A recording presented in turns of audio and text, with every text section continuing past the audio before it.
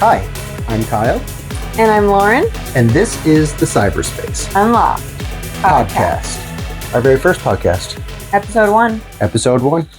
So we thought that we would dabble in the podcast land, as everyone is doing it on LinkedIn and other social media networks. It seems to be a necessary evil. So we thought we'd come on, and our first podcast is just going to be about who we are, what the cyberspace does, and kind of share some of the events that will be coming your way soon. So let's kick it off. Yeah. So if you were wondering about the dogs, we have 2 boxers and a little weenie over here. They obviously had to participate or else, They would lose their minds. So we're going to go through some Q&A. We'll start with Kyle. Okay. So where did the cyberspace come from? How did we land on that?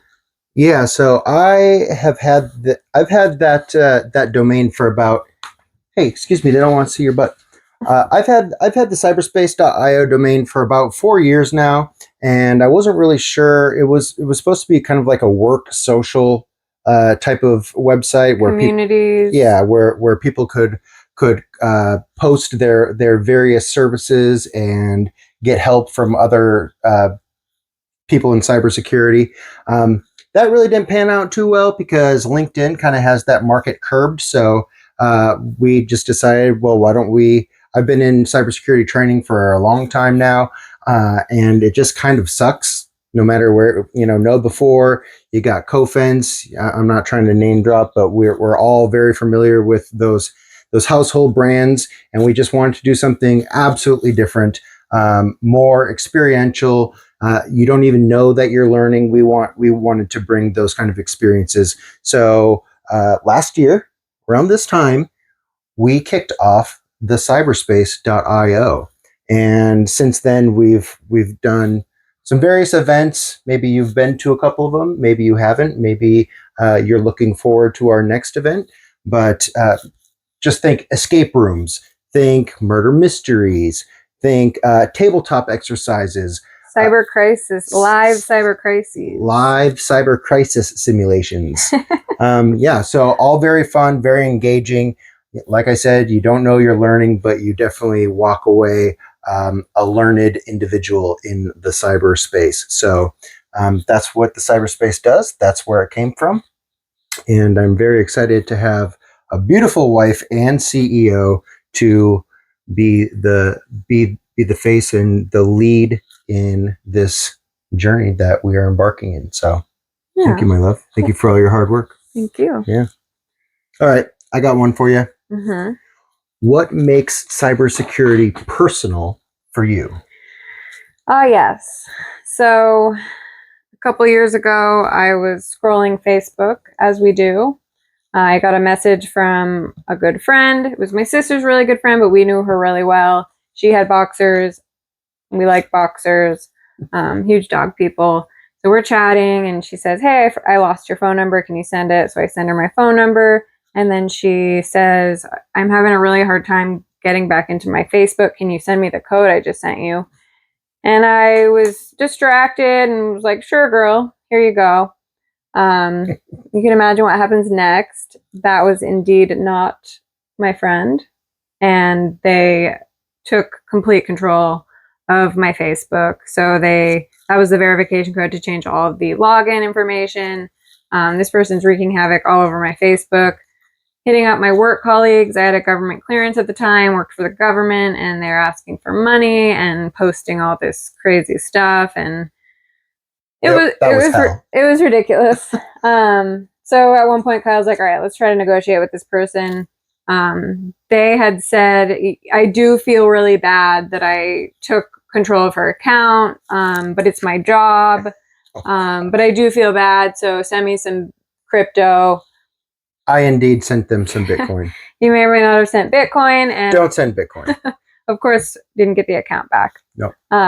So bottom line, social engineering is sneaky. Always verify who you're talking to, even if you think it's a close friend or family member. Just always be, Don't trust, don't verify. Don't trust, do verify. Yes. So there you go. I did get my account back. Luckily, Kyle had connections at Meta, and they were able to, friends and family, release my account back. But most people don't, and that's just, years of pictures and information that these people collect on you, and then try to hack other people in the process. So, not ideal. Nope, not ideal at all. That was terrible. So yes, again, don't trust, always verify. What else we got? So, why the human side of cybersecurity?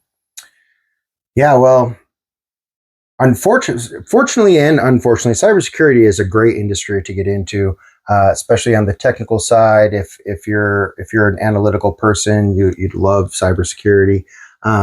But it's unfortunate. It is an unfortunate industry because it is man pitting man against human each on other. human, human on human combat in the cyberspace. Mm-hmm. So, and part of that is playing on human emotions, fear, guilt, greed.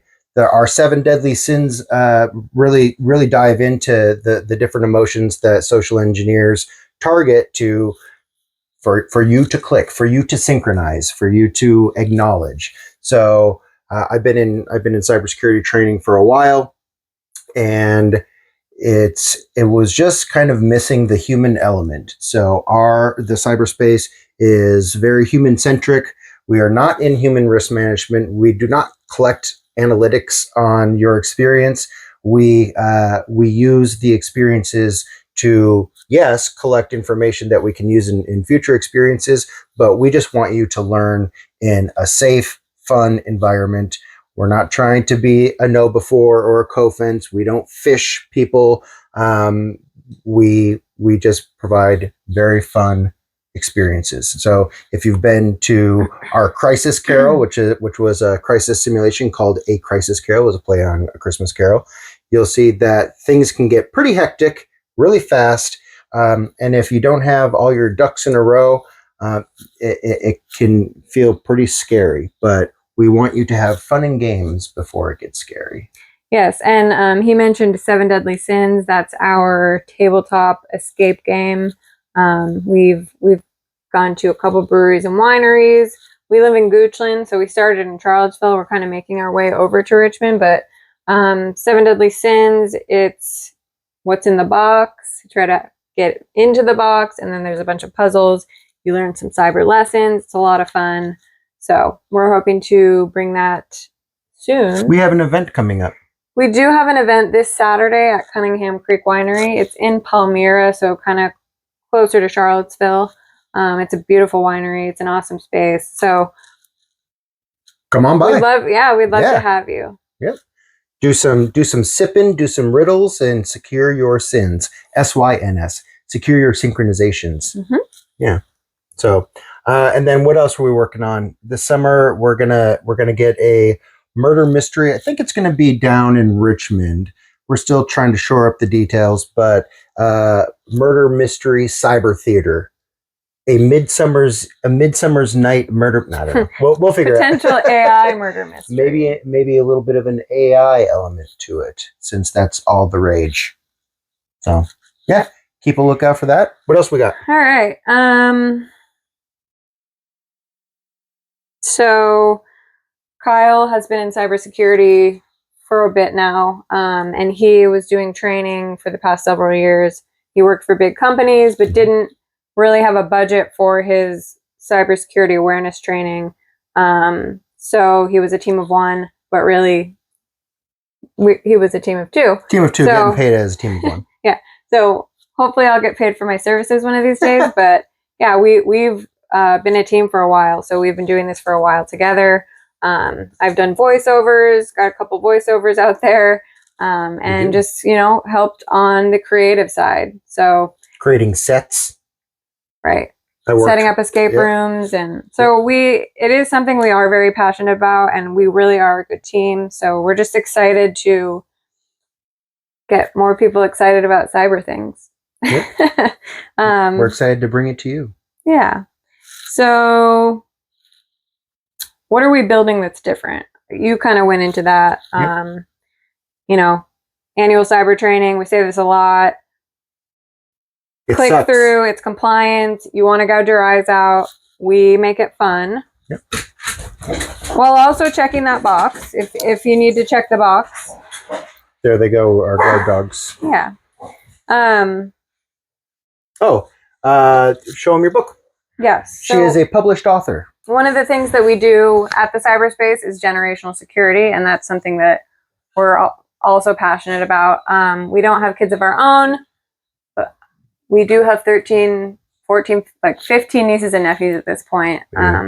So I wrote Phoebe the Cyber Phoenix. This is the first in the series called Click Smart and Fly Safe in Your Cyberspace.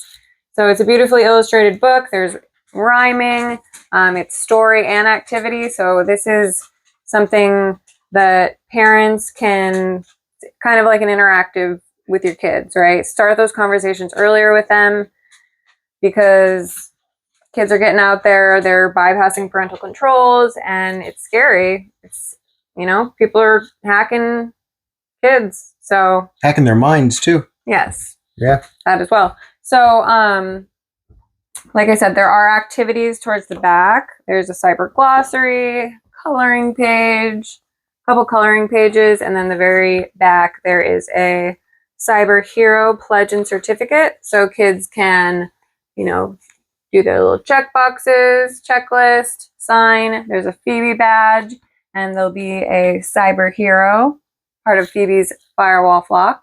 So I'm very excited about this. I'd love your input if you check it out. Amazon.